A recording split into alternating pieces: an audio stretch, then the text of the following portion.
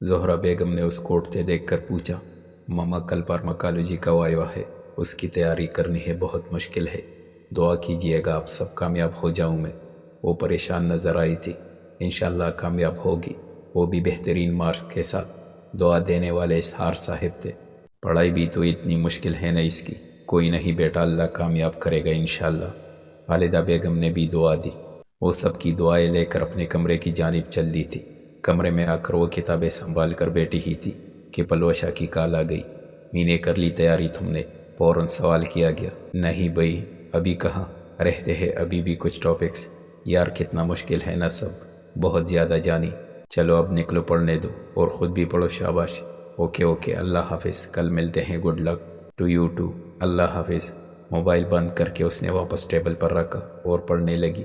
کام کے مسلسل لوڈ کی وجہ سے وہ اس کو دوبارہ کال وغیرہ نہ کر پایا تھا، لیکن ایسا نہیں تھا کہ وہ اس کو بالکل بھول گیا تھا، بس اس کو تھوڑا سپیس دینا چاہ رہا تھا۔ اس کی پڑھائی کے بارے میں تو علم تھا ہی ارحان کو، اور اپنی سورس سے اس کو یہ پتہ چلا تھا کہ آج کل اس کے وائوا ایگزام ہو رہے ہیں، تو ان کے دوران وہ اس کو بالکل ڈسٹرب نہیں کرنا چاہتا تھا۔ اس سب کے باوجود بھی وہ اس سے غافل نہیں تھا۔ ارحان کی روٹین میں وہ اب شامل ہو گئی تھی۔ روز صبح وہ اس کو یونیورسٹی تک فالو کرتا۔ ارحان اس بات پر حیران رہ جاتا کہ تقریباً ایک ہفتے سے وہ اس کو فالو کر رہا ہے، لیکن مجال ہے جو وہ کبھی نوٹس کر لیتی۔ اس قدر مگن ہو کر وہ کار چلاتی کہ ہوش نہ رہتا کون کدھر سے اس کو دیکھ رہا ہے۔ ارحان کو اس کی یہ بات کافی پریشان کرتی، لیکن پھر وہ یہ سوچتا کہ میں ہی تو فالو کر رہا ہوں، کوئی اور تو نہیں، مگر اگر کبھی کوئی اور فالو کر لیتا تو، اور بس یہ سوچ ارحان کے تن بدن میں آگ برپا کر دیا کرتی۔ شام کے 7 بجے وہ مکمل ریڈی ہو کر اپنے روم سے باہر نکلی تھی۔ لال اور پیلے رنگ کی پیرو کو چوتی ہوئی پھولوں والی پرنٹڈ ڈریس زیب تن کیے، بورے لمبے بالوں کو اونچی پونی ٹیل بنائے آگے سے بیچ کی مانگ نکل کر، چھوٹے بال اس کے سبیح چہرے کا احاطہ کیے ہوئے تھے۔ لائٹ پنک کلر کی لپسٹک خوبصورت ہونٹوں پہ لگا رکھی تھی۔ پیروں میں ریڈ ہی کلر کی خوبصورت چوٹی ہیل پہنی ہوئی تھی، جس کی وجہ سے اس کا قد مزید نمایاں ہو گیا تھا۔ اس نے لان میں قدم رکھا تو اس کی دادی اور مما نے اس کو دیکھ کر نظر اتاری تھی۔ ماشاءاللہ، یہ تو کوئی پری اتر آئی ہے آسمان سے، کیوں بہو؟ زرمینہ ان کی بات سن کر چپ گئی۔ جی امی جان، پری ہی لگ رہی ہے کوئی یہ تو۔ یا اللہ بس بھی کرے، آپ دونوں ساس بہو۔ ان دونوں کی باتیں سن کر اس کے گال گلابی ہو گئے تھے۔ اللہ نظر بد سے بچائے، ماشاءاللہ خوبصورت لگ رہی ہے میری پوتی۔ خالدہ بیگم نے اس کا ماتھا چوما۔ بابا اور دادا جان کہاں ہے؟ اس نے مسکرا کر پوچھا۔ نظریں انہی کی تلاش میں تھی۔ وہ گاڑی میں بیٹھے ہیں، چلو آ جاؤ۔ زہرا بیگم کار کی طرف بڑھ گئی تھی، جبکہ زرمینہ خالدہ بیگم کا ہاتھ تھامے ان کی جانب چل دی۔ وہ اسٹڈی میں بیٹھا کچھ کیسز پر کام کر رہا تھا جب ڈی ایس پی آصف ملک کی کال موصول ہوئی اس کو، جو ارحان نے گلا کنکارا اور کال اٹھا لیا۔ السلام علیکم سر۔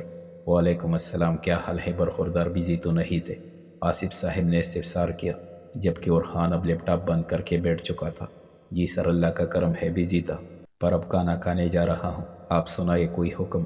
ہاں کام تو ہے، پہلے تم یہ بتاؤ، کتنی بار بتانا ہوگا کہ سر نہیں بولنا ہے پولیس اسٹیشن کے باہر، اور کھانا میرے اور ابتسام کے ساتھ کھاؤ آج۔ ارحان کچھ گھبرا سا گیا، اس کو زیادہ بھیڑ بھاڑ والی جگہوں پر جانا پسند نہیں تھا۔ انکل مجھے کیس اسٹڈی کرنا ہے ایک، ابھی مشکل ہو جائے گا اس وقت میرے لیے، اس نے سہولت سے جواب دیا، پر آصف صاحب انکار سننے کے موڈ میں نہیں تھے۔ فالتو بہانے نہیں سننے مجھے، فوراً پہنچو جہاں کا ایڈریس بھیج رہا ہوں، آدھے گھنٹے بعد ہمارے سامنے ہونے چاہیے ہو تم۔ ان کا لہجہ پختہ تھا، لہٰذا ناچار بھی ارحان کو ماننا پڑا۔ اوکے انکل، پہنچتا ہوں میں آپ کے پاس کچھ دیر میں، اللہ حافظ۔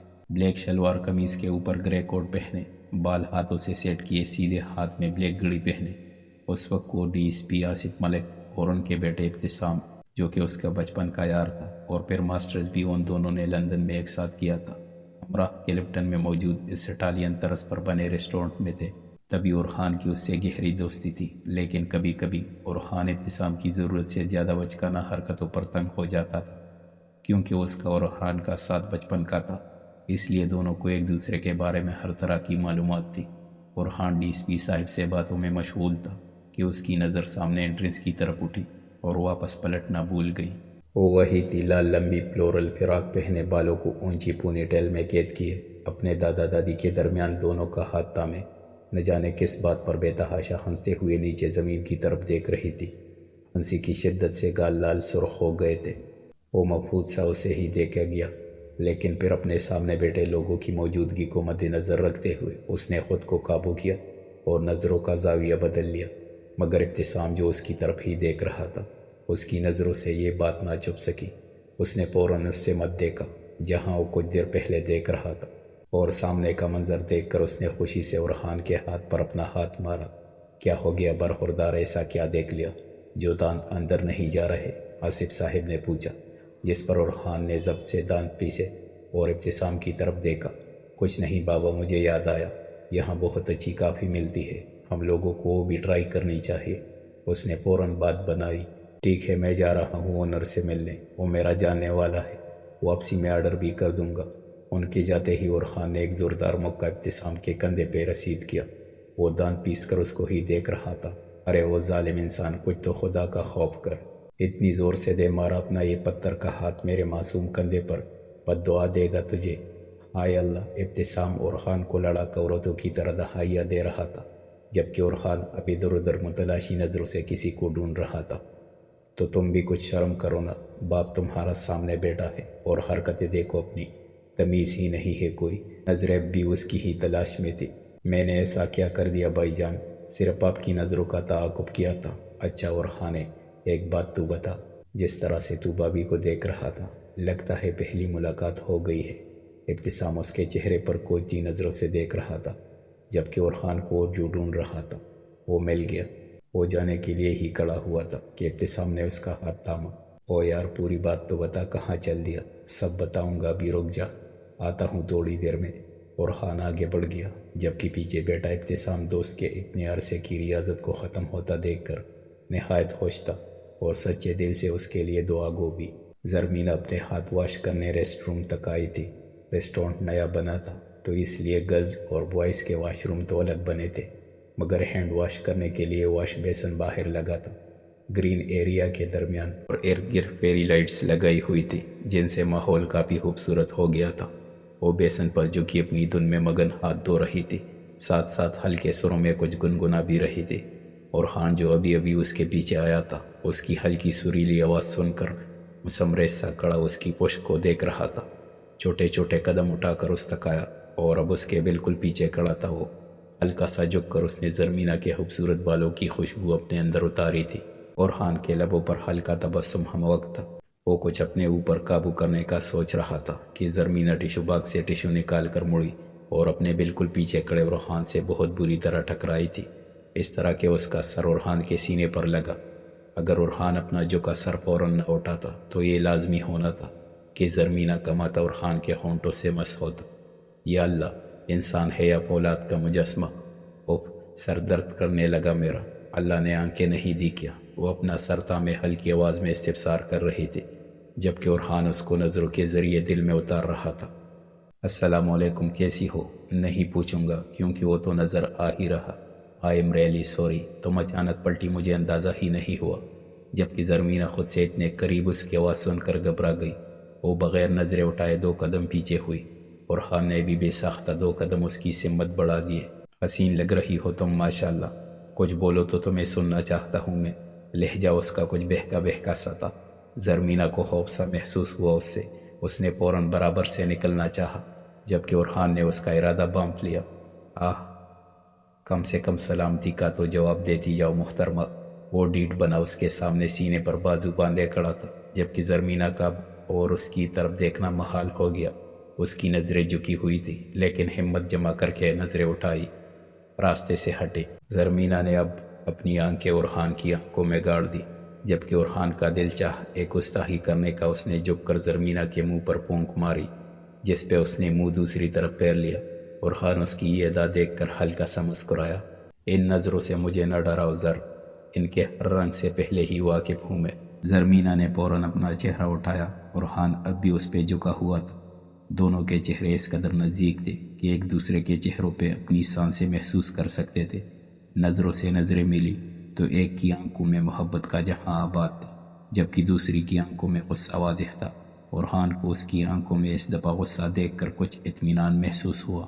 آپ واقف تھے، مگر آپ نے وہ کیا جو ایک واقفیت رکھنے والا کبھی کسی کے ساتھ نہیں کرتا۔ زرمینہ نے زہر کی تاثیر رکھنے والے الفاظ اس کی سماعتوں میں گول دیے اور برابر سے نکلتی چلی گئی، جبکہ پیچھے کڑا اورحان اس کے لفظوں سے گائل کڑا رہ گیا۔ اورحان نے واپس آ کر اپنی جگہ سنبھالی تو ڈی ایس پی آصف ملک بھی اپنی سیٹ پر بیٹھے ہوئے تھے۔ تم کہاں چلے گئے تھے برخوردار؟ انہوں نے اورحان کے پریشان چہرے کی طرف دیکھ کر دریافت کیا۔ ریسٹ روم کی طرف گیا تھا اور وہاں ایک ضروری کال آ گئی تو اس پر ہی مصروف ہو گیا تھا سر۔ مختصر جواب دینے کے بعد وہ اپنی پلیٹ کی طرف متوجہ ہو گیا تھا، جبکہ ابتسام اس کے چہرے پر کچھ پڑھنے کی کوشش کر رہا تھا۔ تم دونوں کو ایک ساتھ یہاں بلانے کی ایک خاص وجہ ہے۔ آصف صاحب نے دونوں کو اپنی طرف متوجہ کیا اور دونوں اپنا کام چھوڑ کر اب ان کی طرف متوجہ تھے۔ کچھ وقت کی خاموشی کے بعد انہوں نے بولنا شروع کیا۔ ماشاءاللہ تم دونوں اب جوان ہو اور شادی کے لائق بھی، اپنی اپنی فیلڈز میں اپنے آپ کو منوا چکے ہو، تو کیا ارادے ہیں تم دونوں دوستوں کے؟ انہوں نے کچھ تشویش سے دونوں کے چہروں کی طرف دیکھا۔ بابا میں آپ سے پہلے ہی اس بارے میں بات کر چکا ہوں، میری پریارٹی لسٹ میں شادی ابھی کہیں شامل نہیں ہے، اور آپ کو یہ بھی بتایا تھا میں نے کہ اپنی پسند سے شادی کروں گا، تو فی الحال مجھے کوئی پسند نہیں ہے۔ ابتسام نے مختصر جواب دینے کے بعد بات ختم کر دی تھی۔ اور آپ اورحان صاحب آپ کیا جواز پیش کریں گے؟ انہوں نے اس کے چہرے کو دیکھا جو ہر طرح کے جذبات سے عاری لگا تھا ان کو اس وقت۔ انکل جی میں آغا جان کو بتا چکا ہوں، لیکن شاید آپ کو بتایا نہیں انہوں نے کہ میں ابھی شادی نہیں کرنا چاہتا، میں اس کا ہی جواز مانگ رہا ہوں تم سے۔ انہوں نے لہجہ سخت کر کے دریافت کیا۔ بس ضرورت محسوس نہیں ہوئی اب تک، وہ اس موضوع سے اکتا گیا تھا۔ آپ کیوں بلا وجہ اس بات پر زور دے رہے ہیں بابا؟ ہم دونوں جب ریڈی ہوں گے آپ کو ہی رشتہ لینے کے لیے جانا ہوگا۔ ابتسام نے اورحان کی فیلنگز کو سمجھتے ہوئے بات کو مذاق میں ٹالنے کی کوشش کی۔ مجھے تم دونوں دوستوں کا یہ گریز سمجھ نہیں آتا۔ خیر میں اس سے زیادہ اور کیا کہہ سکتا ہوں، بس اتنا کہوں گا کہ تم دونوں کے والدین اب بزرگ ہو رہے ہیں، تم لوگوں کو اپنی اپنی زندگیوں میں خوش اور مطمئن دیکھنا چاہتے ہیں۔ ان کے لفظوں سے صاف ظاہر تھا کہ وہ ان دونوں کے لیے کافی پریشان تھے۔ اورحان کو ان کا اس طرح فکر مند ہونا بہت بلا لگا تھا۔ اس نے ٹیبل پر پڑے ان کے ہاتھ پہ اپنا ہاتھ رکھا۔ مجھے آپ کا اس طرح میرے لیے فکر مند ہونا بہت اچھا لگا، آپ مزید پریشان نہ ہو، ہم دونوں بہت جلد یہ خوشی بھی آپ کو دیں گے۔ او بھائی کیوں مجھے بھی اپنے ساتھ پنسانا چاہ رہا ہے؟ میں نے نہیں کرنی ابھی یہ شادی، اس نے رونی صورت بنا کر جواز پیش کیا۔ تم خاموش رہو ابتسام۔ اورحان مجھے تم سے یہی امید تھی، اپنے اس نالائق دوست کو بھی کچھ عقل دو۔ اور پھر اسی طرح خوشگپیوں میں ایک خوبصورت شام تمام ہوئی تھی، مگر اورحان کے ذہن میں زرمینہ کے بولے ہوئے لفظ ابھی بھی گونج رہے تھے۔ زرمینہ اس کے برابر سے نکل کر نکلی تو اس سے چلنا دوبر ہو گیا۔ درخت کی اوٹ سے اس نے اپنی پشت ٹکا دی۔ اس کو ایسا لگ رہا تھا کہ اس کے ٹانگوں میں کڑے ہونے کی مزید جان نہیں بچی تھی۔ آنسو اس کے گالوں کو تر کر رہے تھے۔